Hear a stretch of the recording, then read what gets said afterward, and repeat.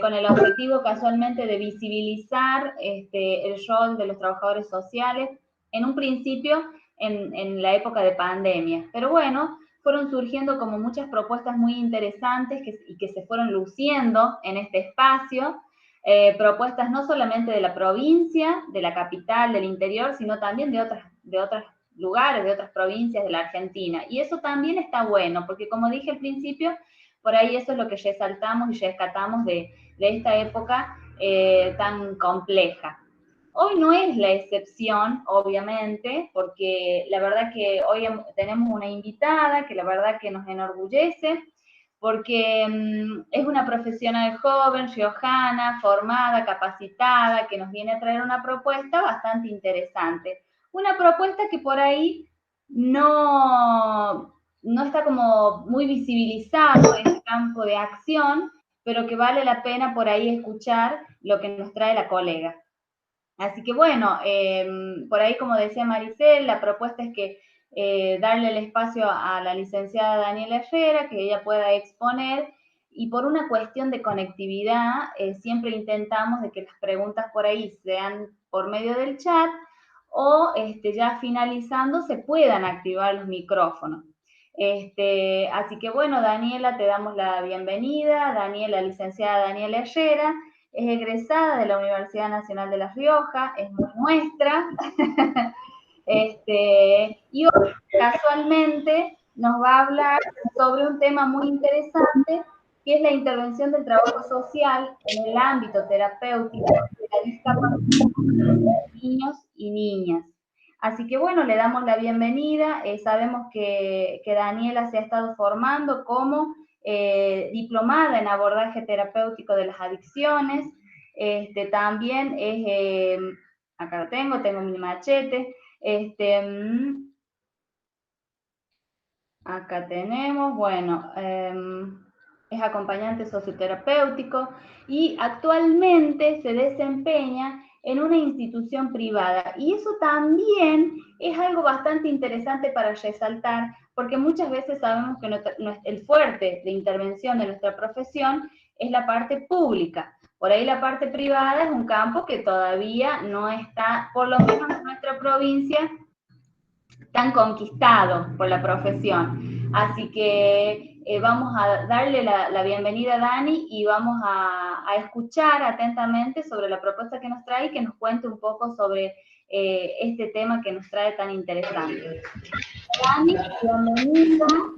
Qué linda bienvenida. Qué linda bienvenida y sobre todo qué linda propuesta esto de poderles comentar cuál es mi trabajo, el que vengo realizando en la institución Santa Ángela de Mérici. Para quien no la conoce, bueno, es una, y sé que hay gente de otros lugares, bueno, es una institución que se encuentra en nuestra provincia de La Rioja, que atiende a niños y niñas con discapacidad, ¿sí? De las cuales cuenta con 4 servicios: centro educativo terapéutico, estimulación temprana, centro de rehabilitación y el SAIE, que es servicio de apoyo a la integración escolar, ¿sí? Yo en esta institución estoy trabajando ya hace 5 años aproximadamente. Me pareció importante hablar sobre cuál es el rol, porque, o sea, en realidad también comentar cuál fue por la cual a mí me contratan, ¿sí? Como trabajadora social. Cuál es mi rol determinado en el que en ese momento, hace 5 años atrás, a mí me lo dan, ¿sí?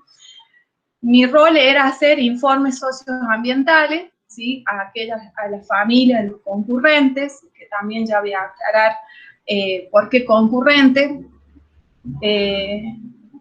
Porque es un requisito de, de las obras sociales.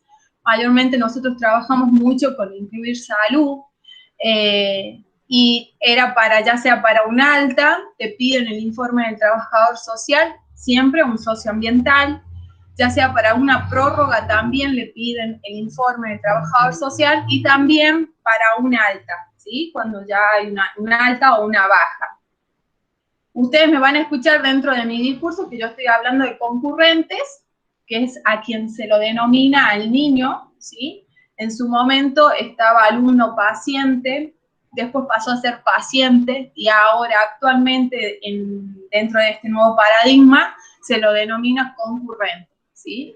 Así que cuando yo hable de concurrente, ustedes me escuchen hablar de concurrente, estoy hablando, haciendo denominación a lo que son los niños y jóvenes. Mi trabajo mayormente en su momento fue centrado en el Centro Educativo Terapéutico, ¿sí? Que cuenta con aproximadamente entre 19 chicos, ¿sí? Con diagnósticos diversos, tales como síndrome de Down, parálisis cerebral, autismo, ¿sí? También es importante remarcar, a ver, ¿qué es un centro educativo terapéutico? ¿Sí? ¿Por qué asisten a un centro educativo terapéutico? Son aquellos niños y niñas que no pudieron estar en una educación formal, ¿sí? O una escuela especial, ¿sí? Fracasaron dentro de esos dos sistemas y pasa a un centro educativo terapéutico. Ese educativo no es una cuestión que damos algún marco curricular, sino por cuestiones de incorporar conocimientos y aprendizajes de carácter terapéutico. Yo soy de hablar mucho, está bueno que si hay alguna duda y esto que podamos intercambiar, que ustedes me puedan preguntar si hay algo que yo paso de largo o está bueno que puedan hacerme preguntas. Si ustedes ven que yo miro hacia mi costado es porque también quiero agradecer que me está acompañando una colega nuestra, que es Roarte Cristela, que es colega y amiga mía, que usted, la profe Clarice, la conoce también. Así que bueno, ella también me está acompañando acá y quería decirlo y comentarlo. El apoyo es muy importante, el apoyo, la logística es muy importante. Muy bien, Dani. Quédate tranquila que nosotros te vamos diciendo. Bien. Bueno, entonces, como para que ustedes ya tengan una noción de cuál es la institución en la cual yo trabajo, con quiénes son los concurrentes, ¿sí? Cuál era mi rol en ese inicio, ¿sí? A mí me contratan para eso. Pero bueno, fui un poquito más allá de ese informe socioambiental, ¿sí? Fui involucrándome de a poquito, ¿sí? En la sala, ¿sí? Pudiendo dialogar con las orientadoras, que las orientadoras son las que no podrían llamarse seño, ¿sí? Las que son las encargadas de las salas. Poder dialogar con quienes dan las terapias individuales, ya sea un fono, un terapista ocupacional, un kinesiólogo, interiorizarme sobre su diagnóstico, su historia clínica. Al margen de leerlo en un sistema, en una carpeta, me parecía muy importante esto de dialogar, ¿sí? Con el profesional y el de compartir tiempo con los chicos, que fue una experiencia muy linda porque uno dice, un trabajador social dentro de una sala, ¿qué hace? Y hacemos muchas cosas. Dentro de esas tantas cosas, esto de poder colaborar con la orientadora, que a mí me servía para conocer a los chicos, el de saber cuáles eran sus gustos, sus preferencias, qué es lo que se estaba trabajando, quiénes eran sus compañeritos de sala.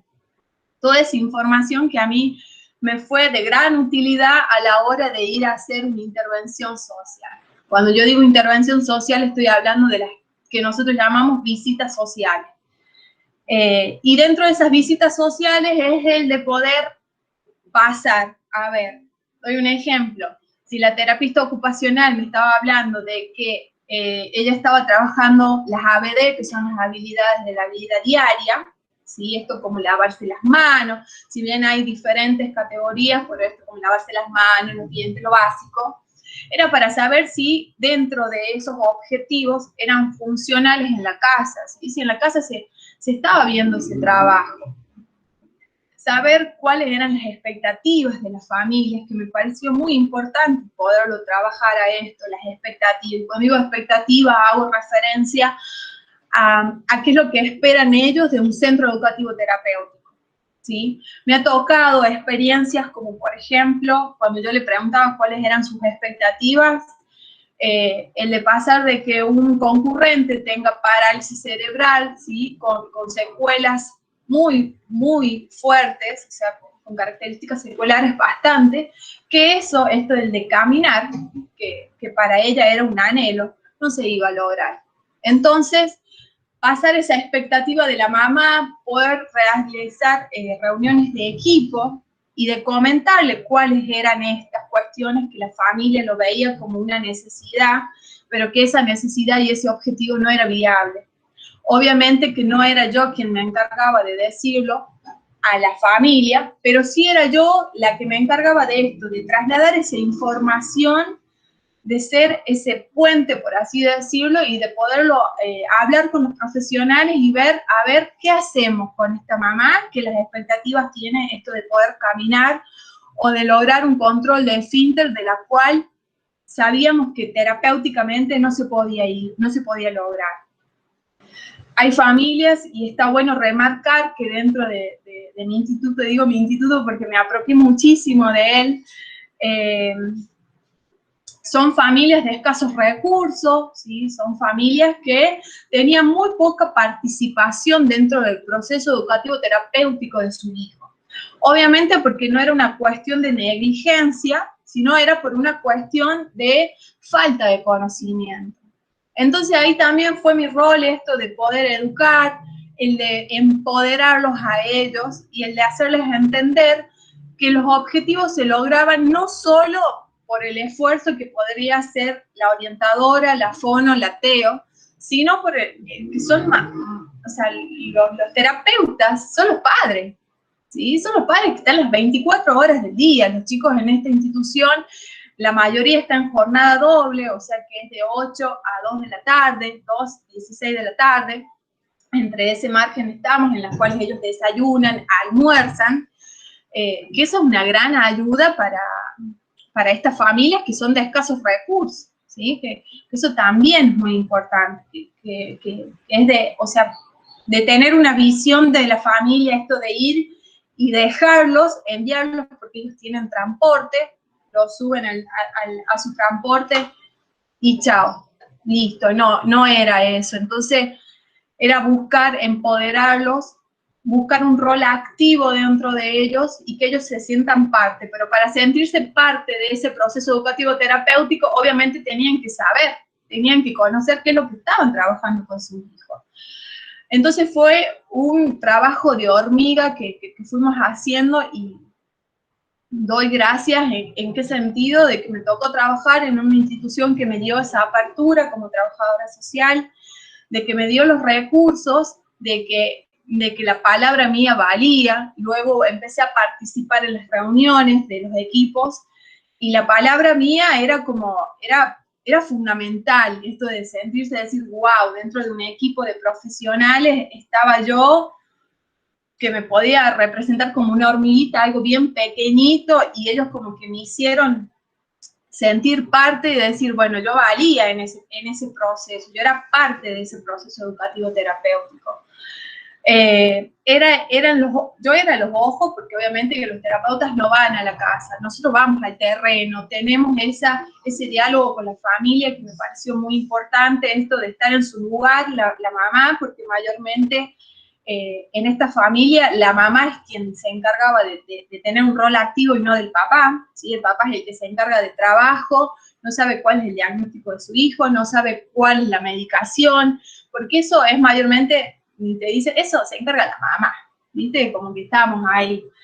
Entonces, bueno, esto de que la mamá se siente en su lugar, en su casa, tomando mate, se sienta dentro de su ambiente, ella podía expresar más, podía comentarme otras cuestiones que en un ámbito de un consultorio, por así decirlo, no sale. Entonces a mí era como que, y también fue un trabajo esto de generar esa empatía, ¿sí? Ese vínculo que fui formando con la familia no fue fácil, porque obviamente cada familia, cada mamá tiene sus características, y bueno, y esto me llevó a conocerlos cada vez más, el de ser el ojo terapéutico en la casa. Por ejemplo, yo antes de hacer una intervención domiciliaria, hablaba con los terapeutas y les preguntaba. Y después yo observaba en la casa a ver cuáles eran sus recursos, sus condiciones, ¿sí? Edilicias. Me tocó un caso que la terapista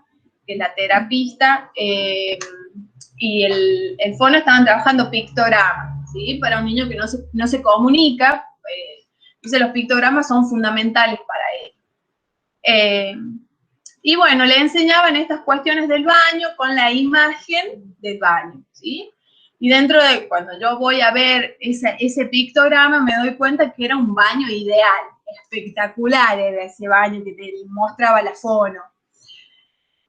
Y bueno, y después, esto de hablar con la fono, de hablar con la Teo, de decirles que bueno, que hubiesen, y ahí está bueno que ellos también me tengan en cuenta a mí, que yo tengo la visión real de la casa, que eso también fue también un trabajo que a la hora de la participación de las reuniones de los equipos, ellos después me preguntaban, pero en su inicio pasó eso, que le decían, bueno, después de que haces tus necesidades, tiras la cadena, apretás el botoncito con la imagen, después pasa a lavarte las manos, levantas el grifo. Obviamente que todo eso lo estaban trabajando ellos en un baño adaptado que tenemos nosotros en la institución. Pero resulta que en la casa solo tenía un inodoro, ¿sí? No tenía esa mochila que él veía en la imagen. No tenía para lavarse las manos, sino tenía un lavatorio, ¿sí? Solo tenía el inodoro. Entonces, ahí podíamos ver esas dos realidades que obviamente a ese chico tenía, no hay una palabra, un lío en la cabeza, porque estaban enseñando una cosa en la institución y la realidad en la casa era otra. Bueno, pero ¿cómo yo le decía a la terapista, está bueno poderle explicar, a ver, con los recursos que él tiene, o sea, tira el agua con un balde, chicos, no tira con una cadena. Entonces, y a eso hablo yo de la funcionalidad también, esto de poder trabajar en un equipo interdisciplinario, de que sea un trabajo y un abordaje de manera integral, ¿sí?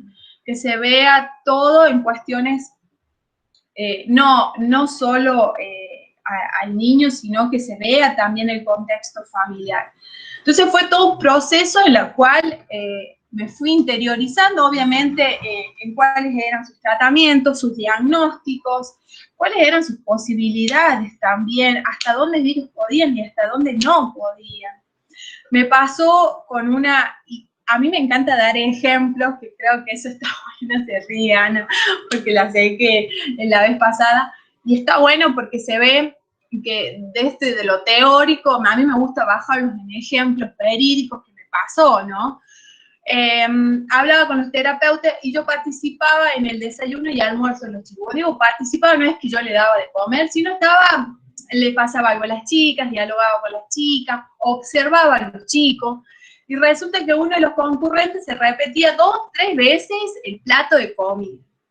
Entonces, ¿qué es lo que me decían ellas? Che, Dani, para mí, él no come, para mí no le están dando de comer, viene y desayuna 3 tazas, parece que a la noche no le dan de comer, si bien son de escasos recursos, bueno, pero esa visión tenían en la casa. Resulta que las semanas a mí me toca ir a hacer una intervención domiciliaria, y me dice la abuela, antes de ir al instituto, él se toma 2 gallos así de mate cocido con su pan. ¿Sabe qué? Me dice, le quiero hacer una pregunta, pero yo no sé si él almuerza en el instituto, porque viene acá y come.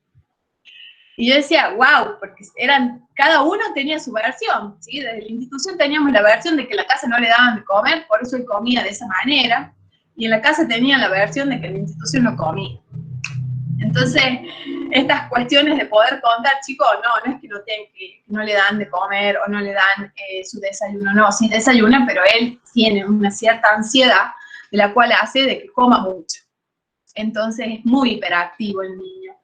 Entonces, entender esas cuestiones que, si bien para uno son mínimas, pero son muy valiosas a la hora de lo terapéutico. También hice un fuerte trabajo en esto. Yo al inicio hablaba de empoderar a la familia y de hacer partícipe, que tengan un rol activo dentro del proceso educativo terapéutico de sus hijos.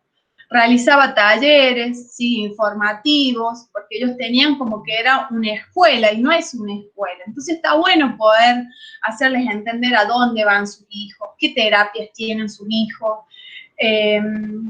También un taller informativo sobre la Convención de los Derechos de Discapacidad. A ver, muchas veces la familia tiene como que tenemos derechos, pero no tenemos obligaciones. No, sí también tienen obligaciones los papás. Entonces, está bueno poderlo hablar de ESI. La vez pasada estuvimos escuchando de ESI, no se dan una idea de lo difícil que es trabajar ESI en las familias con discapacidad.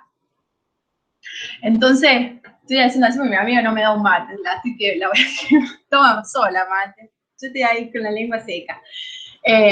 Entonces, de hablar de curatela también, todos estos temas que son muy importantes para la familia. Por eso digo que ese trabajo de empoderamiento y de educación no fue fácil, porque fue empezar de cero, desde decir, ¿a dónde van? Ellos saben que van a la escuelita, no saben que van a una institución, no saben qué es un centro educativo terapéutico, qué es lo que fue trabajar curatela, también lo hemos trabajado con, que son esas figuras de apoyo, ¿sí?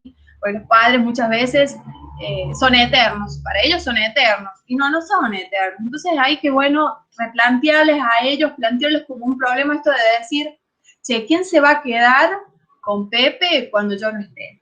Porque la mamá, en la mayoría de los casos, la mamá es quien lleva el control de todo, de los controles médicos, de la medicación, que si tiene una crisis, sabe qué hacer, si tiene una convulsión, qué tipo de convulsión es, hacia dónde... La madre sabe todo.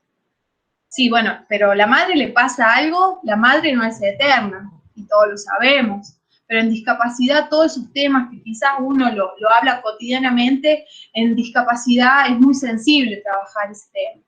Dice, ¿quién se hace cargo de Pepito? Si la única que le cambia los pañales soy yo. Entonces, todas esas dudas que ellos tenían las fui trasladando a la institución y poderlo trabajar y problematizarlo, por una forma de decirlo, y trabajarlo con los terapeutas. Entonces, eso también fortalecía el vínculo de familia-institución y estuvo muy bueno porque esto también de hablar de calidad de vida, también es algo que uno muchas veces decimos calidad de vida. Bueno, calidad de vida no es solo calidad de vida comprende varios ítems, muchas dimensiones y que son muy importantes el de poderlo trabajar. El de sentir que cada planificación centrada en la persona, que fue una de las propuestas que yo le propuse al equipo, de que estas propuestas sean centradas, que sean singular, ¿sí? No sean, o sea, tomarlo como sujeto de derecho, ¿sí? De que es una persona única, que si bien tiene discapacidad, pero él puede decidir, puede tomar sus decisiones, trabajar la autodeterminación. Esa calidad de vida se va a dar, yo creo que mientras más autonomía le demos nosotros a ese concurrente, ahí estamos trabajando calidad de vida, ¿sí? Dentro de sus dimensiones que tenemos desarrollo personal, bienestar físico, bienestar emocional, inclusión social, esto de sentirse miembro de una sociedad, el de hacer actividades que hacen otras personas, la autodeterminación, esto de poder decidir, el trabajar derechos. Entonces, que esa planificación, ¿sí?, centrada en la persona sea exclusivamente de Ana. Doy un ejemplo, que sea de Ana, pero que al tener sus cualidades, de saber cuáles son sus gustos, sus preferencias, a Ana le gusta reggaetón y resulta que a Mariela le gusta la música lenta. Bueno, ¿por qué no trabajar con cada uno que les guste? Porque eso también está bueno. Uno muchas veces dice, bueno, tiene discapacidad, no entiende. No, sí entiende y es una persona que entiende y siente. Entonces, estaba bueno poder transmitirlo eso también a los profesionales. Obviamente que todo esto, lo que yo estoy hablando, se dio por una apertura que yo tuve desde la institución y también una apertura que me dieron los profesionales, que me hicieron sentir parte de ese proceso. Entonces fue bastante positivo. Y así realicé talleres, salidas, dentro de, por ejemplo, hacíamos un taller y después nos quedábamos a cocinar con los papás, fue muy lindo y fue un proceso, vuelvo a repetir, y quizás son muy reiterativa, de hormiguita. de hormiguita, de hormiguita, de hormiguita, en que ellos se sientan parte, puedan participar, dar su opinión, porque son ellos. Sentirse útil como papá es decir, che, yo estoy haciendo tal cosa para que mi hijo o que la Teo le comente qué es lo que está trabajando, ¿sí? Y después ellos lo puedan pasar a la casa. Creo que fue un trabajo bastante positivo que se hizo en la institución, y recordando, ¿no?, lo que dije en su inicio, cuál fue por la cual a mí me toman, ¿sí? A mí me toman solo para hacer ese informe socioambiental, y yo fui más allá de ese informe socioambiental. Me introducí dentro de lo terapéutico, dentro de los vínculos, en lograr la empatía, ¿sí? Me tocó a una profesional que decía, este chico viene siempre sucio, olor a pis, siempre con ese tono despectivo.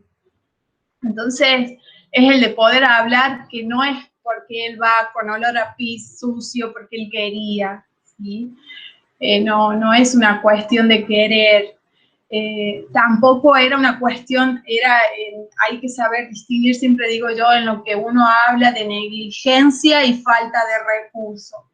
Entonces era ponerse en el zapato del otro, en el zapato de la mamá en este caso.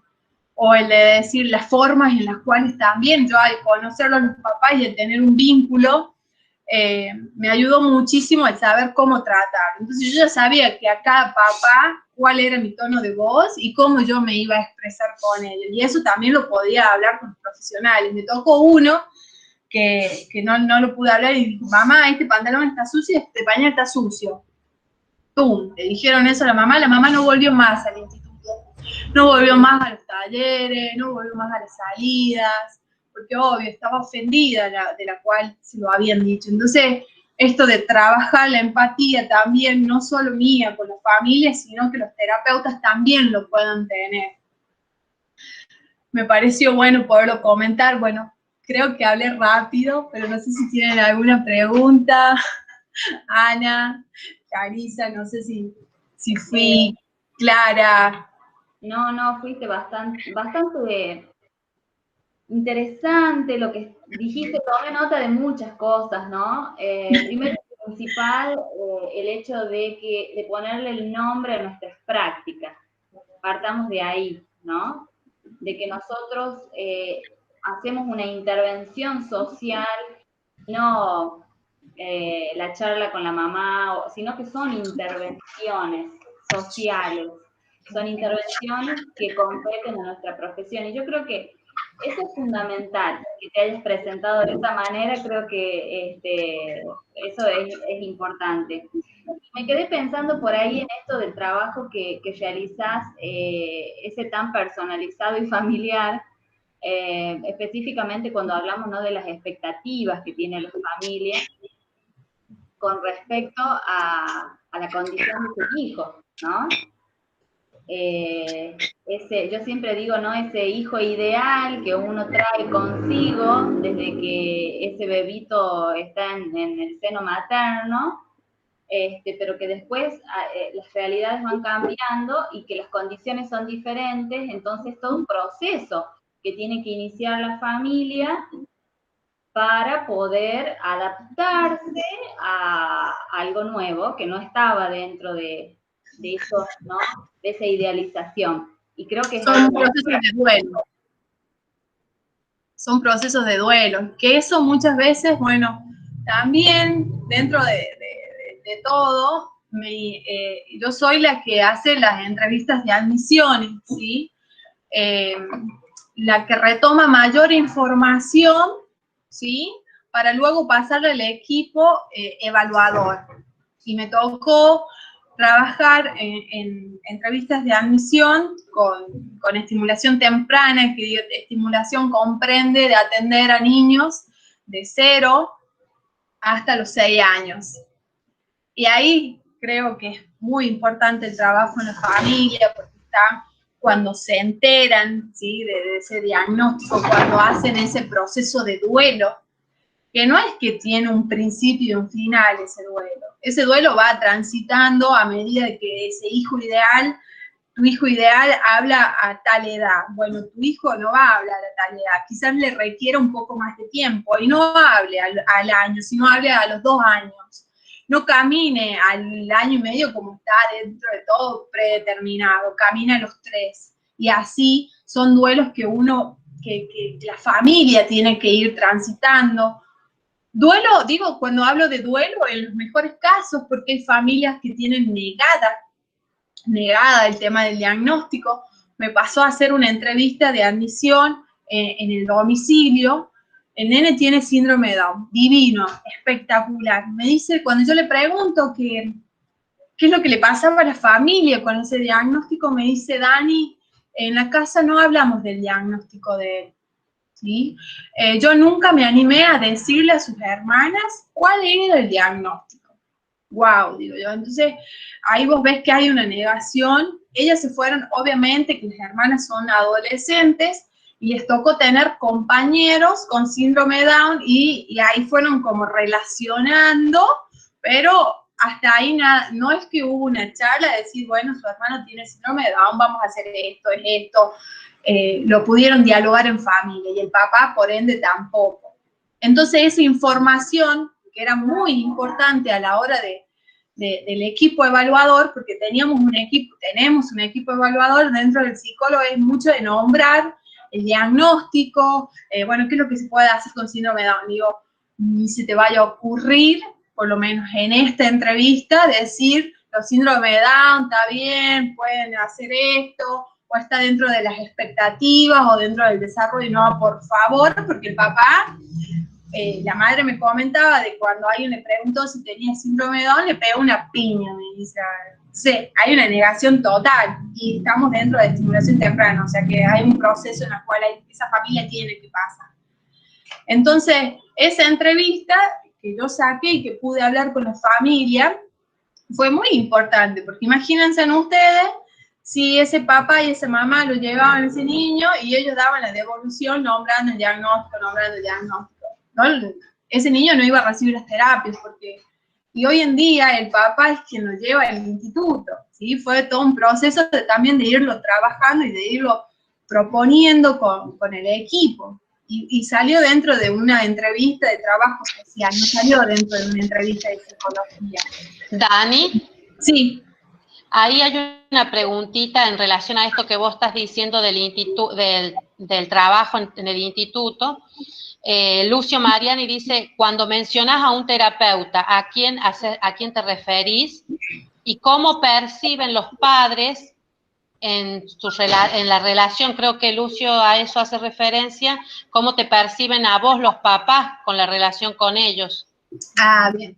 Cuando hablo de terapeuta, hago referencia a lo que es un fono, un kinesiólogo, son terapeutas. Y cuando digo estimulador, es el estimulador que se encarga, es un solo estimulador que se encarga de trabajar de manera integral al niño para que no sea diferentes áreas, tantas manos en un bebé, por ejemplo. La relación que tengo con la familia fue, o sea, porque la institución me fue formando también para yo tener esa entrevista inicial. Entonces, la institución, cuando los papás van, lo primero que le dicen es que van a tener una entrevista con la trabajadora social. Entonces, ahí es como que, y dice, tienen que hacer la visita a la trabajadora social, y de ahí yo soy quien programo las evaluaciones, ¿sí? Y en esa entrevista de admisión trato de sacar todos los datos, ¿sí? La idea, ¿cuál es? De que ese grupo evaluador en 45 minutos, una hora, ya evalúe netamente en lo que es el tratamiento, y él tenga todos los datos básicos, ya sea perinatales, cómo nació, o sea, el parto, si hubo complicaciones o no, y obviamente que eso me llevó a ir estudiando y a ir insertándome cada vez más en terminologías que quizás dentro de nuestra profesión no lo tenemos, ¿sí? Bueno, si convulsiona o no, a qué edad habló, todas estas cuestiones que me fueron llevando a ir aprendiendo cada vez más. A eso creo que la institución es la que también me da esa... No Bien, sé si la apertura. Claro, no sé si respondo a no me acuerdo el nombre. A Lucio, que es de Corrientes, ya nos va, sí, dice que ok. Acá hay una colega nuestra, Dani, Natalia Mendoza, vos recién decías, bueno, es la mamá la que se responsabiliza o la que tiene la mayor carga por ahí de tener el tratamiento a cargo de sus hijos, ¿no? Y bueno, y por ahí el papá o la sigue de lejos, bueno, ¿no? O acompaña, pero de otra manera. Acá Nati dice, ¿qué estrategias fueron que resultaron útiles para que ese padre o demás integrantes de la familia, que no sea la mamá, se involucren en los tratamientos de sus hijos? Nos pasó, bueno, una vez que yo ya había conocido toda la familia del grupo, ahí es donde yo digo, porque yo le preguntaba quién se encargaba de los cuidados, y bueno, siempre era la mamá en la mayoría, y el papá es el que se encargaba de trabajar. Entonces, voy con esta propuesta al equipo, el de decir, ¿por qué no trabajamos con los papás y hacemos un taller desde el área de psicología? Y no hablemos de discapacidad, solo esto de traerlo al instituto. Hablemos de cualquier otra cosa, le decía a los psicólogos, no hablemos de qué es la discapacidad, sino era un taller para padres, para papás, ¿sí?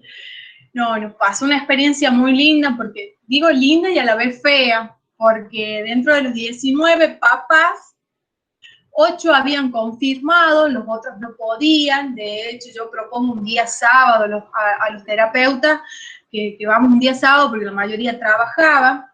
Entonces, 8 habían confirmado, los 8 no podían. De esos 8, fueron 3. Nada, imagínense.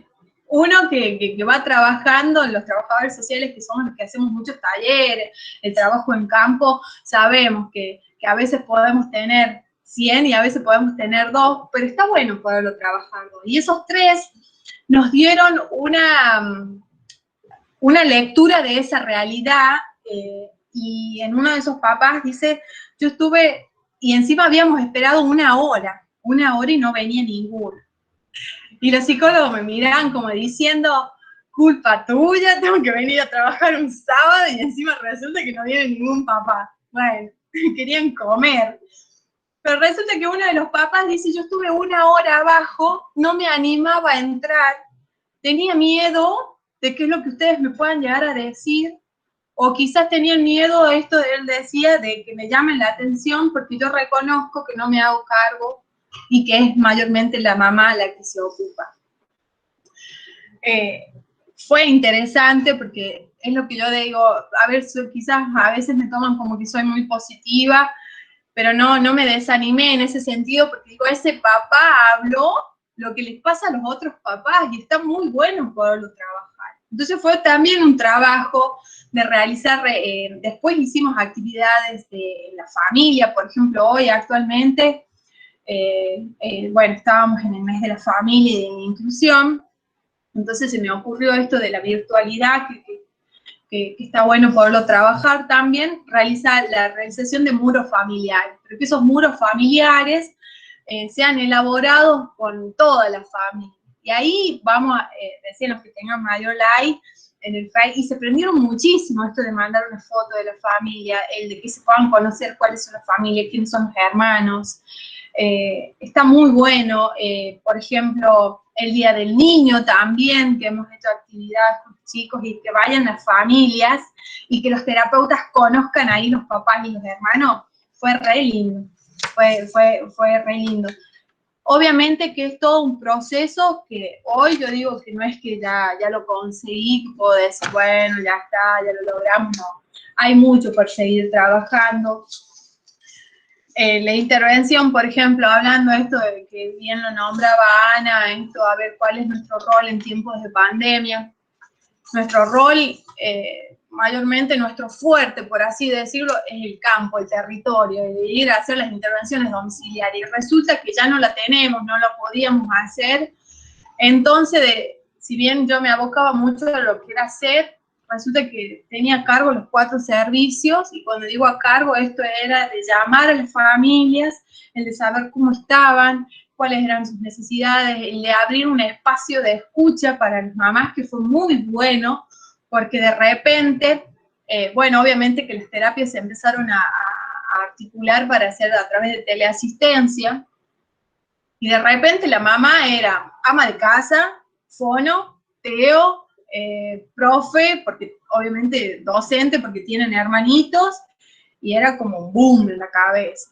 Entonces, estos espacios de escucha que yo hacía con la familia, también me servía para tener reuniones con el equipo y de decir, che, miren, ¿qué les parece si unificamos las terapias? Porque es una mamá que tiene 5 hijos y es mucho, recibe bombardeo de actividades de la escuela, del ateo, de la fono, más la trabajadora social que estaba todo el tiempo llamándola. Entonces, bueno, ahí el equipo, por eso digo, tomaba estas sugerencias que yo daba, buscamos la funcionalidad y la viabilidad también para que esto continúe y que la mamá, o sea, a ver, yo le decía, chicos, tratemos de ver los objetivos, a ver, no es un tiempo ideal, pero bueno, tratemos de, tampoco nos vamos a poner grandes objetivos, porque obviamente nuestra terapeuta era la mamá, entonces era también educarla a la mamá, tanto en estimulación como en rehabilitación. Realicé talleres también para trabajar las emociones, que uno dice, trabaja las emociones con el psicólogo, y sí, por estas cuestiones que al tener contacto con estas 90 familias, me daba cuenta que las mamás estaban saturadas. Entonces, de decir, a ver, cuáles son mis miedos, qué emociones tienen, el de poderlo trabajar con los psicólogos también fue muy bueno. El de atender también las necesidades, yo creo que como trabajadores sociales, lo bueno es que somos muy amigueros, trabajadores sociales. Y sí, tenemos somos muy habladores, ¿no es cierto, Dani? Y creo que acá no, creo que lo mío no es la excepción. Verán que me encanta. Mira, acá, Dani, discúlpame, en relación un poco al trabajo en el instituto, Lucio te pregunta, según tu punto de vista, ¿cómo llegan a la institución? ¿Por referentes, recomendaciones familiares o profesionales? Sí. O si existe alguna apertura para trabajar con la demanda directa, digamos, con la derivación directa. Dentro de las fichas de admisiones, que fue obviamente que la fui reacomodando, actualizando, tenía como esta pregunta que hace Lucio, es de cómo llega a la institución. Y la mayoría, bueno, si bien nosotros trabajamos con neurólogos, fisiatras, quienes nos atienden, entonces ya le hacen la derivación al instituto, o porque el hermano del hermano conoce, y bueno, el instituto está en Santa Fe y Becar Varela, ya pasó la dirección y todo, entonces está en una esquina, y ya saben, o paran y preguntan, o la misma obra social, que nosotros también trabajamos con varias obras sociales, los va derivando, le dice qué instituciones tienen tales servicios o tales áreas, entonces esa es una de las formas que nosotros recepcionamos. Incluir acá, salud. Eso, ahí te pregunta Graciela del incluir salud. Es la obra social, ¿cómo accede el beneficiario al tratamiento? El tener incluir salud les cubre todo, les cubre el transporte, el que los lleva y lo trae, el servicio al 100%. Obviamente que para tener incluir salud, está bueno, acá creo que lo vi a Matías, tiene que tener lo que es la pensión por discapacidad, ¿sí? Obviamente que es todo un proceso. Primero el certificado de discapacidad, luego acceden a lo que es la pensión por discapacidad, y de ahí pueden acceder a lo que es incluir salud. Nuestra ENSET, doy un ejemplo, casi el 80% de nuestros concurrentes son de incluir salud, ¿sí? Eso te lleva a que, bueno, la familia no tiene una obra social, son de escasos recursos, si bien lo dije, son algunas familias que su sustento económico es la pensión, ¿sí? Y algunas changas que puedan llegar a ser los papás, no tienen trabajo formal, por ende tampoco tienen obras sociales privadas. Entonces, en centro educativo terapéutico es un trabajo muy especial el que nosotros hacemos. Y algunos chicos, el plato de comida que nosotros le damos es su almuerzo y muchas veces cena, ¿sí? Entonces, esto también nos hemos preocupado. ¿En qué sentido? Es decir, en pandemia no están teniendo el almuerzo, averiguamos quiénes eran los que estaban recibiendo ayuda y quiénes no, y articular ahí con desarrollo social, el que pueda asistir a la familia. Por eso digo que el trabajador social, esto de tener recursos es muy positivo.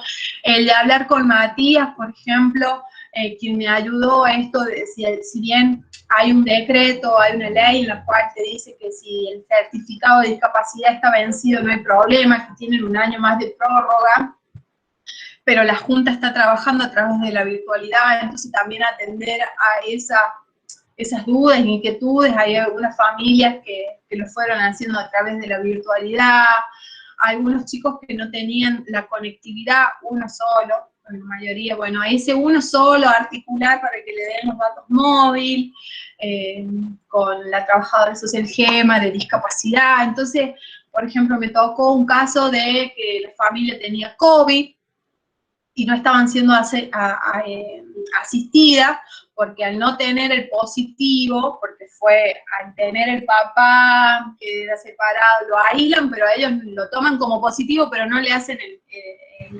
test, el análisis ese que te hacen. Entonces no podían ser asistidos a través del alimento. Bueno, llamar a un contacto de COVID que justo tenía,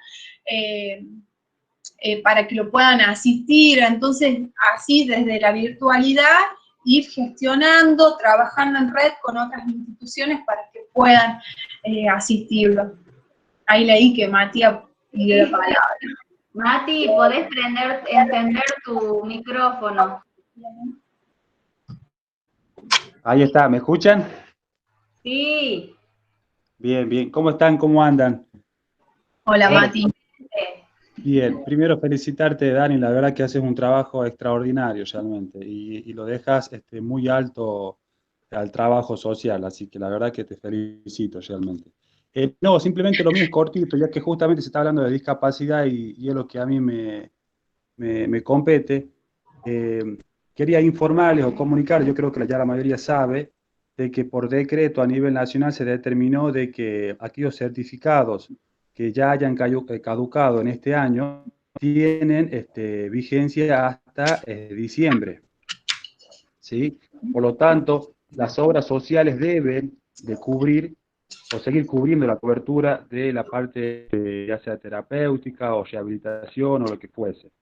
En caso de que la obra social o los centros de rehabilitación no quieran cumplir con lo establecido, los familiares o el paciente o quien tenga el certificado de discapacidad se puede acercar por nuestras oficinas a buscar el decreto que establece que hasta diciembre tienen vigencia, ¿sí?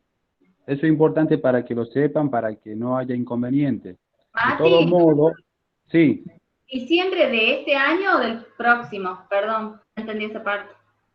No, hasta diciembre de este año, con perspectiva o posibilidad de que se extienda un poco más. Eso no sabría, no le quiero confirmar, pero tengo entendido que por 3 meses más. De todos modos, lo seguro es hasta diciembre, hasta el 31 de diciembre. De todos modos, eso lo tendría que chequear ya el lunes. Pero de todos modos, seguro hasta el 31 de diciembre, todos aquellos certificados vencidos tienen vigencia hasta esa fecha. Aquellos certificados que ya están vencidos, pero que cuentan con toda la documentación correspondiente, pueden acercarse por la dirección o utilizar la virtualidad para hacer nuevamente el certificado. ¿Sí? Mucha gente, como dice Dani, no cuentan con toda la documentación correspondiente o no tienen quizás personas del interior, por lo general no tienen un celular, digamos, que se pueda hacer videollamadas, que ahí tenemos complicaciones. A esa gente sí tenemos también consideración y sigue vigente hasta diciembre. Pero quienes tengan toda la documentación y puedan presentarla, nosotros aprovechamos la oportunidad y la hacemos, eso no hay inconveniente. Perfecto. Era simplemente acotar eso como para que estén al tanto y estén informados. Sí. Bueno, gracias, Mati. A Mati, por ejemplo, le he molestado varias veces para cuestiones de agilización de los CUT, o de esto para también informarme cuál iba a ser la modalidad, esto de que hay un decreto. en el que avala los vencimientos de los CUT. También muchas veces uno dice CUT, bueno, ¿qué es CUT? Es Certificado Único de Discapacidad, porque muchas veces hablamos con terminologías que no todos lo conocen, entonces está bueno poder hacer la aclaración. No sé si hay alguna otra pregunta. Claro, el CUD es el Certificado Único de Discapacidad y el CMO es el Certificado Médico Oficial. Eso lo pide la gente de pensión. Son dos cosas diferentes que a veces la gente lo confunde. Sí, está bueno que lo aclaren. Sí, sí. Bueno, hay varias felicitaciones. Erika Lescano, una colega del interior, nos dice: felicitaciones, Dani, la verdad que tus intervenciones conquistan bien a nuestros espacios, son conquistas que conquistan espacios, tus intervenciones. Excelente, Dani, dice el licenciado Barracín. Natalia Mendoza dice: muy claro, felicitaciones por haber ido más allá, ocupando espacios que son de nuestra incumbencia profesional. Todo ese trabajo con la familia de manera personalizada y con los demás profesionales, para propiciar intervenciones terapéuticas de calidad y de manera integral. Yo creo que por ahí esa es la clave, ¿no? El ir un poco más allá y de poder involucrarse en todo lo que concierne a la parte terapéutica. Yo creo que eso es fundamental. Y esto que hablabas vos de la calidad de vida, la importancia que tiene el trabajo de la calidad de vida con los usuarios o concluyentes. Una palabra que no la había escuchado no la había escuchado en realidad. Vos claro, la traes. para los institutos, esta palabra, ¿me podés? Para los institutos hay, yo lo último me había quedado eran pacientes. Entonces cuando voy a Buenos Aires participo dentro de un conversatorio, en una capacitación de institutos, hablaban de concurrentes, y bueno, y desde ahí comienza esta denominación de decir concurrentes. En todos los institutos, ¿sí? Ya sean educativos terapéuticos, de estimulación, la denominación es concurrente. No es paciente, no es paciente ni es alumno paciente, por ejemplo, en SED. Y, por ejemplo, en salud mental no es paciente, sino es usuario. Entonces, claro, cada modalidad, por así decirlo, tiene su denominación. Para una escuela es alumno. Entonces, bien. No sé si hay algún colega que quiera encender su micrófono, que quiera hacer alguna pregunta a la licenciada, algún aporte. Está el espacio para que lo hagan. Así que felicitarte, Dani, porque la verdad que el trabajo en los institutos privados, por lo menos para los que no son de acá, de la provincia, es un trabajo bastante difícil de acceder para la profesión, ¿no? Entonces, ir conquistando estos espacios, como decía Natalia, son muy valiosos para nosotros. Y darle esa perspectiva de nuestra profesión y poner, digamos, esas intervenciones dentro de lo que es todo un proceso terapéutico, yo creo que cambia muchísimo eso de la planificación con respecto al paciente en particular. La planificación centrada en la persona, sí. Totalmente. Son terminología y son cuestiones muy buenas para poderlo trabajar, son propuestas que vine y les planteé al equipo, obviamente, que uno, como trabajadores sociales, tenga un conocimiento que no en todas las instituciones privadas te dan esa apertura, que tu palabra vale, ese sentido de pertenencia también, de decir, bueno, che, Dani, lo que decís lo tomamos y lo hacemos, no en todas las instituciones te hacen. En este caso, en mi caso, sí me dieron eso, me dieron el aval, obviamente, desde lo arriba, digo, dirección, y de ahí como que me fui yo y fui interiorizándome cada vez más, porque doy un ejemplo que al hacer las entrevistas de admisiones y con diagnósticos que realmente yo no tengo ni idea, es primero leer qué es el diagnóstico, cuáles son las áreas que van trabajando, qué hacer y qué no, y qué preguntar. Eso también va a jerarquizar nuestra intervención. Entonces, todo un proceso. Dani, te hago una consulta. ¿Puede ser? No, Mati, no, consultas no recibo, mentira. No, dos, ahora te voy a hacer dos. No, La Matías, primera, por la primera, ustedes manejan un cronograma de actividades, eso lo trabajan en equipo y después lo ponen de manifiesto con sus alumnos, no sé, son pacientes, alumnos, no sé cómo le llaman ustedes. concurrente, Mati. Ah, concurrente, bueno. Y la otra, una persona, un niño que se acerca, digamos, por primera vez o que haya estado trabajando en otro centro, haya estado realizando el tratamiento en otro centro, ¿ustedes comienzan de cero con él o directamente continúan con lo que ya viene él realizando en otro centro de rehabilitación? No sé si fui un poco claro. Sí. En realidad las actividades que también, por eso digo, cuando hablo de tomarlo como sujeto de derecho, que es un sujeto y no es que es un objeto, al hacerlo partícipe, el que ellos conozcan qué es lo que se va a trabajar, el que ellos puedan decidir, en algunos casos obviamente que ellos tienen la capacidad cognitiva de elegir y en algunos casos no, pero siempre se le da esa autodeterminación al concurrente de saber qué es lo que se va a trabajar. Esto de trabajar la anticipación con ellos también es muy importante. Con respecto a tu segunda pregunta, nosotros cuando tenemos que al venir es alguien nuevo, se hace esta entrevista de admisión que bien lo nombraba hace ratito, y luego se hace una evaluación. ¿Sí? En esa evaluación se hace lo que es el plan de trabajo, que es la planificación centrada en la persona. No es que se vuelva al cero, porque obviamente cuando se evalúa se va viendo todo lo que el concurrente adquirió o no adquirió, falta reforzar o no. Pero eso lo decide el equipo terapéutico. No sé si respondí tu pregunta, Mati. No, sí, está bien, está perfecto. Muy bien. Bien. Qué bueno.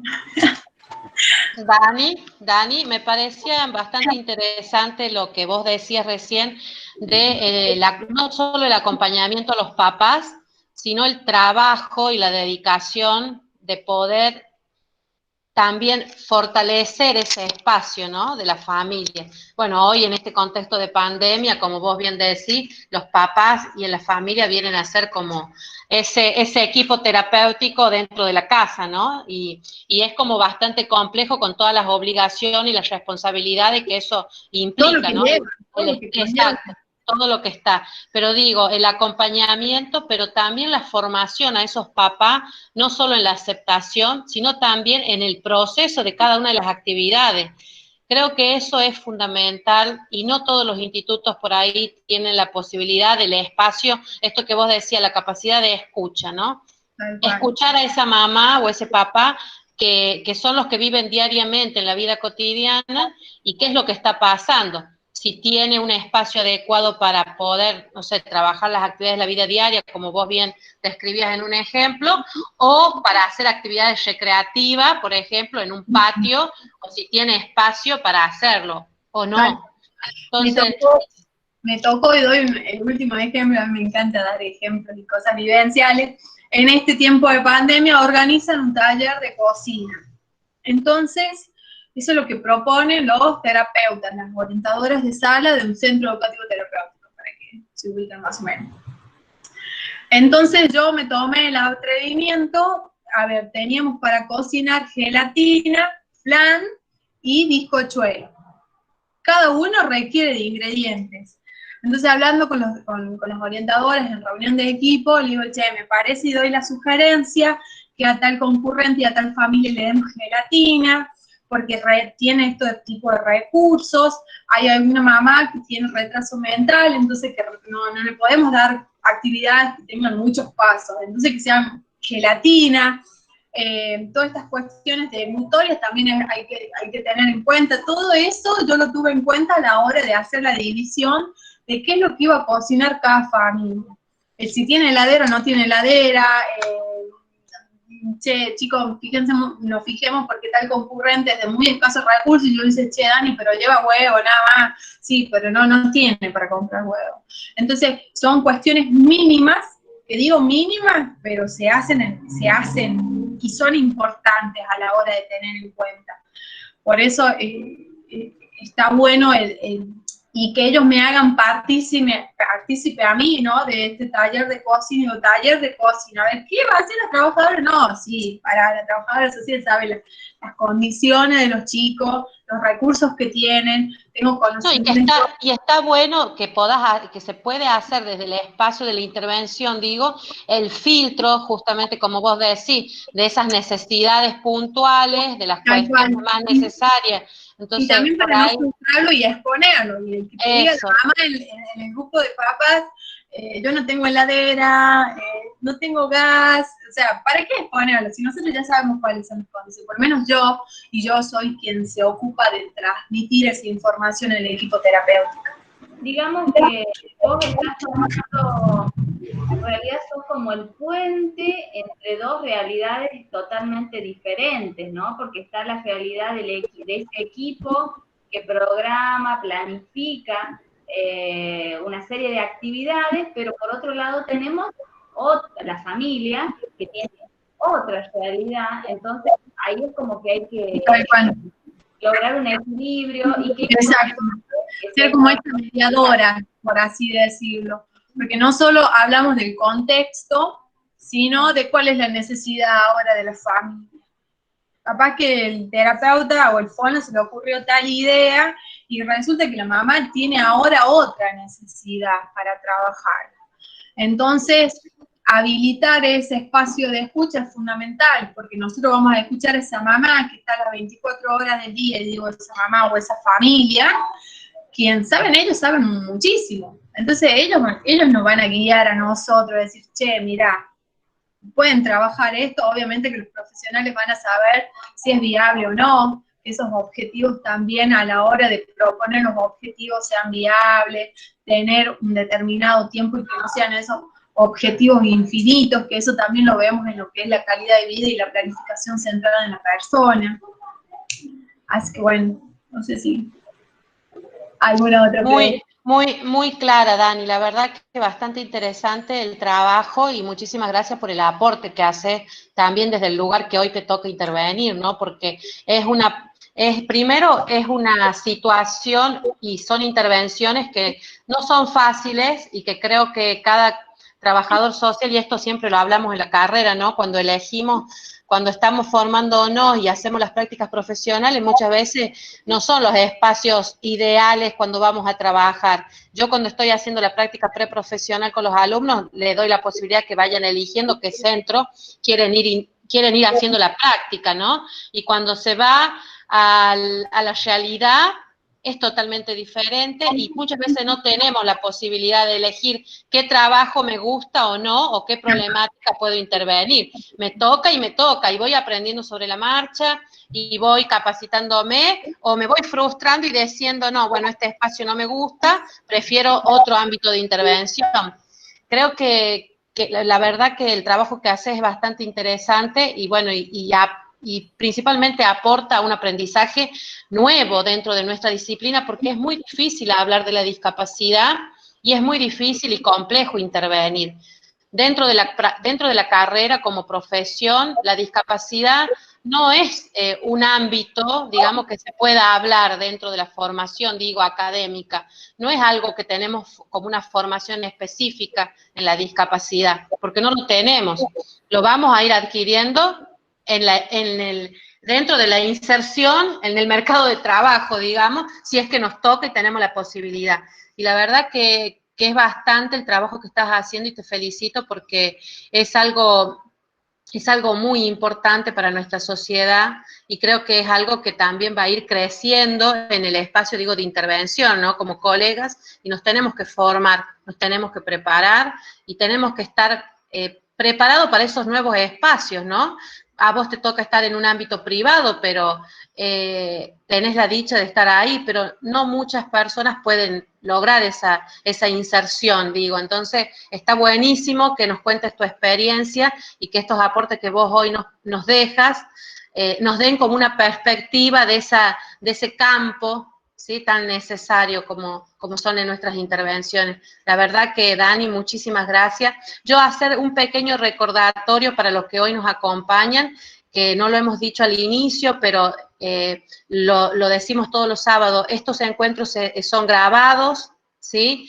Quedan grabados y después los subimos a nuestra página, así que el colega o la colega que no pudo acompañarnos o no pudo ver lo que se estaba hablando, tratando, lo pueden visibilizar después en la página web y lo subimos a la página del Facebook. Así que, Dani, después va a quedar ahí tu conversatorio, esta conversación que estuvo fantástica, para que la puedas escuchar y te puedas mirar en todo lo que aportás y en todo lo que nos dejaste hoy. Así que agradecerte. Muchísimas gracias por participar y bueno, invitarlos a todos los colegas que están en los distintos ámbitos que puedan contarnos y que puedan, como Dani, poder hacer su aporte que tan importante es.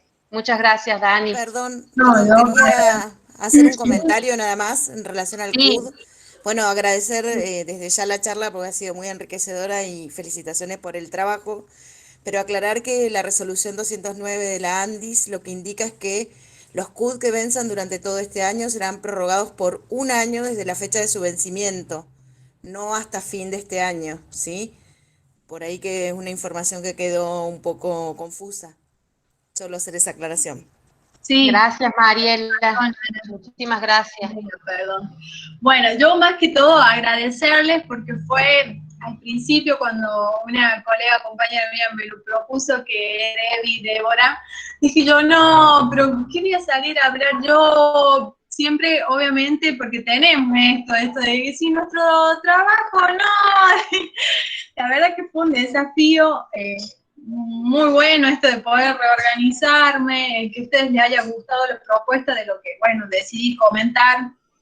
Es como un mimo, lo tomo como un reconocimiento y está muy bueno, porque, qué sé yo, no tenemos este reconocimiento. Sí lo tomo, yo siempre tomo en mi labor del trabajo, mi mayor satisfacción es cuando veo a la familia del chico, es como que me llenan, y esa es la mayor satisfacción que yo tengo, porque lo he trabajado. Y esto de tener un reconocimiento, por así decirlo, que ustedes me estén escuchando, es como wow. Así que no, agradecerles porque me hayan invitado a este espacio. Súper fantástico. Merecidísimo. Estuviste espléndida. Espléndida y sabíamos con Ana que estabas con mucho miedo, con mucha ansiedad, estabas nerviosa, pero súper exitoso y la verdad que agradecerte. Es el objetivo principal de este espacio.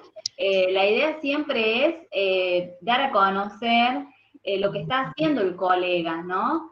Salir un poquito de, por ahí, nosotros ya estamos un poco más viejitos, dijimos, pero hay muchos profesionales que están haciendo cosas muy buenas y que eso no se visibiliza. Entonces, el principal objetivo, casualmente, de este espacio es eso, es visibilizar lo que están haciendo todos los colegas. Ojalá tuviésemos más tiempo y pudiésemos organizarnos de otra manera para que todos puedan participar, porque no es que uno es mejor que el otro. No, yo creo que cada aporte en el ámbito que le toque es muy valioso. Entonces yo creo que nos propusimos desde un principio es eso, revalorizarnos como profesión, darnos como más ánimo, ¿no? Porque en estos últimos tiempos es como que vimos de que otras profesiones como que estaban más visibles que la nuestra, y realmente la nuestra genera un aporte valioso, importante, determinante en la vida de las personas. Entonces creo que ese es el objetivo, así que nosotros nos pone muy orgullosos de que vos estés haciendo lo que haces. Uno saca chapa con todo esto, de que son nuestros colegas y nos da gusto mostrar, ¿no? Nos da gusto mostrar esto. Así que por eso nosotros hemos programado todos los sábados y la idea siempre es que todos puedan participar. Pero bueno, hoy te tocó a vos, Dani, yo me pongo muy orgullosa, me pone muy contenta que hayas podido contarnos tu experiencia profesional, más que significativa, más que interesante. Así que bueno, agradecerte y que el espacio está abierto para cuando quieras contarnos sobre algún proyecto que tengan, que estén trabajando, que tengan en mente hacerlo, el espacio está abierto. Así que eso, agradecerte. Gracias, Dani. Es un orgullo tenerte, obvio. Bueno, muchísimas gracias a todos los que participaron. Pude ahí leer a mi coordinadora Marquesa. Así que bueno, no. Bueno, están participando profesionales de la provincia, de Mar del Plata, de Corrientes. Entonces, uno tiene que ir invitando a otras personas que se enteren también y que nos puedan también acompañar en estos procesos, puedan hacer sus aportes, sus reflexiones. Todo eso es válido, así que, y hace también a que nos enriquezcamos como personas, como profesionales, así que bueno. No sé si hay alguien que quiera hacer algún otro aporte antes que nos despidamos. Alguien que quiera comentar algo, me voy a fijar en el chat. Hay muchas felicitaciones, Dani, muchos colegas.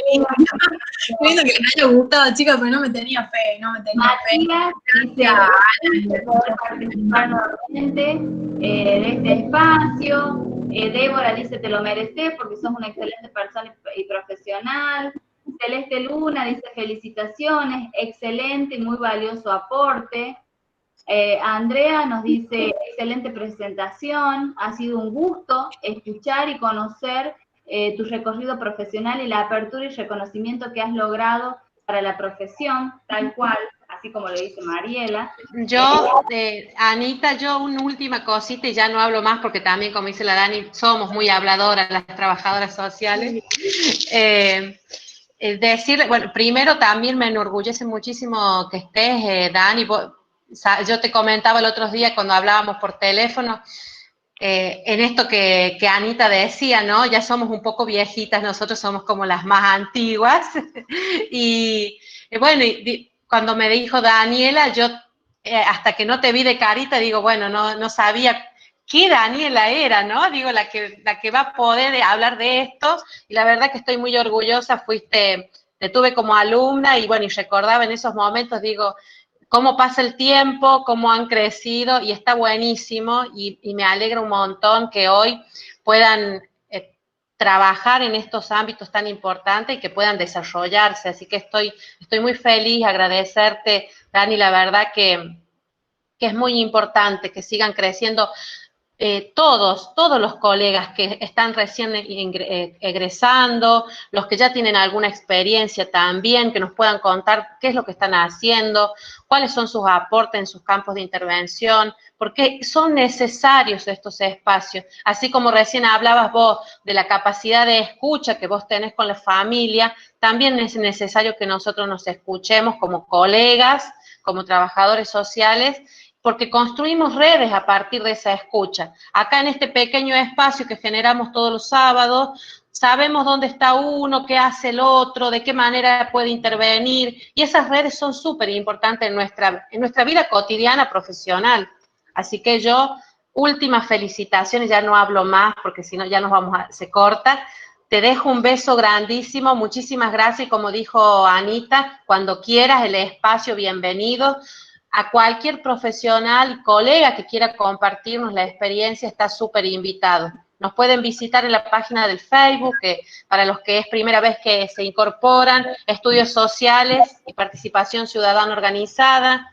Es una página en donde intentamos socializar y visibilizar todas las importantes tareas que realizamos los trabajadores sociales, pero también informarnos y compartir todos estos encuentros, también los subimos a la página para que los puedan escuchar y mirar y volver a pensarse en esos espacios que estuvimos compartiendo. Gracias, Dani, te dejo un beso. Muchísimas gracias. Muchísimas gracias por acompañarnos. No sé si alguien tiene algo más por decir, por hablar o comentar o hacer alguna interacción con Dani. Si no, nos estaríamos despidiendo hasta el próximo sábado. Anita, si les querés comentar a los chicos quiénes nos va a visitar el próximo sábado. Hoy sellamos el mes con, bueno, obviamente con Dani, espectacular, y vamos a tener un mes de noviembre también así como muy full. Los invitamos porque la verdad que va a estar bueno. El próximo sábado vamos a hablar sobre políticas sociales, el licenciado Mariani, que hoy nos acompaña, un correntino que nos va a venir a traer una propuesta muy interesante, así que están totalmente invitados para el próximo y para todos los sábados de noviembre. Así que ya vamos a estar subiendo los flyers en la página, tanto en la página del Facebook como en la página web. Así que, bueno, invitarlos. La verdad que ahí Lucio escribía, dice, realizan un trabajo de JET muy importante, que es de construcción colectiva. Casualmente, esa es la idea, de seguir construyendo en base a las prácticas que hace cada colega, y que el colectivo vaya fortaleciéndose y que sea más visible, ¿no? Yo creo que en estos últimos tiempos, a pesar de estos escenarios tan complejos, tan heterogéneos, diversos que nos ha tocado vivir, han salido como propuestas bastante interesantes, y esta es una de esas, ¿no? El habernos podido reencontrar como colectivo, cosa que hacía mucho tiempo no pasaba, y creo que eso es muy valioso, ¿no? Entonces es el inicio de muchas cosas que se pueden hacer. Así que bueno, eso, invitarlos para que sigan, ya queda poquito para que termine nuestro ciclo. Tenemos pensado que creo que termina el 12 de diciembre, o sea que quedarían 6 sábados, creo. Así que nuestra agenda, estamos muy felices porque la agenda como que nuestras expectativas sobrepasaron nuestras expectativas, entonces ya es una agenda que está toda completa, hasta diciembre, así que bueno, quedan poquitos sábados para terminar nuestro ciclo, pero con una proyección para el próximo año, y bueno, invitarlos a participar. Esa es la idea, de que podamos participar, ser parte, no quedarnos, porque por ahí muchas veces el hecho de aislarnos y de no participar, nos perdemos de esto, nos perdemos de conocer qué está haciendo el otro, nos perdemos de poder aportar también, y de aprender, porque nunca terminamos de aprender, ¿no? Así que bueno, eso, agradecerles a todos. Anita, bueno, también decirles que si bien es cierto las caritas como por ahí visible de este espacio es Anita y yo quien les habla, pero detrás de nosotros hay un montón de profesionales y colegas que nos acompañan y que siempre están buscando construir redes y trabajar colectivamente, y que eso también para nosotros es súper valioso, porque cada uno de ellos nos acompañan todos los sábados y están con nosotros y nos acompañan y difunden las actividades y comparten y también construyen esa red que ahí hacía mención Lucio. Así que gracias a todos por acompañarnos, y bueno, y los invitamos el próximo sábado, Dios mediante, con el colega ahí, con Lucio, que nos va a acompañar el próximo sábado, si Dios quiere. Gracias, Dani, te dejamos un besote, muchísimas gracias, salió de 10, me encantó, saliste súper bien. Muchas gracias a todos. Chicas, Bueno. quisiera, perdón, un Sí. minuto. No, primero. Sobre la hora, Marque, dale, Marque. Bueno, ya rápido, no, porque es cortito, no. Primero, la verdad que felicitaciones ahí a Dani, la verdad que excelente su exposición, clarísima. Y bueno, más que las felicitaciones y el agradecimiento, porque trabajamos juntas, es una gran compañera, una gran profesional, siempre comprometida en todo. Ella es sí, vamos, hacemos, vamos, dale, hagamos. Así que esos son pocos a veces personas que encontramos con esta dinámica que tiene ella. Así que mis felicitaciones. Gracias. Así que mucho cariño. Gracias a mi coordinadora de Crecer Sano. Habló la jefa, Sí, ahí está, buenísimo. Ya está, ya me podía dormir tranquila. Gracias chicos. No les tengo mala con vos. Chao. Hasta luego. Nos vemos el próximo sábado a todos, nos vemos el próximo sábado, gracias por acompañarnos. Chao, hasta luego. Que estén Chao, bien. gracias.